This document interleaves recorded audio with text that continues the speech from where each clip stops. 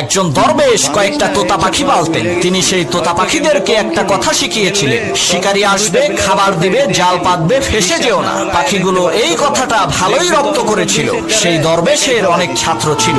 যখনই কোনো নতুন ছাত্র আসতো, তখন দরবেশ সেই ছাত্রের হাতে কিছু দানা আর জাল দিয়ে বলতেন, ওই গাছে থাকা তোতা পাখিগুলোকে ধরে নিয়ে আসো। ছাত্রটা পাখি ধরার জন্য গাছের কাছে যাওয়ার সাথে সাথে পাখিগুলো বলতে শুরু করত, শিকারী আসবে, খাবার দিবে, জাল পাতবে, ফেসে যেও না। পাখির কথা শুনে ছাত্ররা হতাশ হয়ে বলতো, এই পাখি ধরা কখনোই সম্ভব না, কিন্তু উস্তাদের হুকুম, পাখি তো ধরতেই হবে, এজন্য জাল ফেলতো। অবাক করা বিষয় হলো, জাল ফেলার সাথে সাথে পাখিগুলো জালে আটকে যেত। এর মানে হলো, পাখি জানে না খাবার মানে কি, জাল মানে কি, আর ফেসে যাওয়া মানে কি। ঠিক একই ভাবে ওই তোতা পাখির মতো আমরা মন্ত্রমুগ্ধ হয়ে সুর করে কোরআন তেলাওয়াত করি, কিন্তু শয়তান জাল ফেলার সাথে সাথে আমরা শয়তানের জালে ফেসে যাই, কারণ আমরা কোরআনের অর্থ জানি। এক দরবেশ ইসমে আজমের মাধ্যমে বিভিন্ন অলৌকিক কাজ করতেন। তাতে চাই, দরবেশ সেই লোকটার হাতে একটা বাটি দিয়ে বললেন, এই বাটিটি নিয়ে তুমি পাহাড়ের উপরে যাবে, সেখানে আমার এক বন্ধু আছে, এই বাটিটি তার হাতে দিলেই সে তোমাকে ইসমে আজম শিখিয়ে দেবে,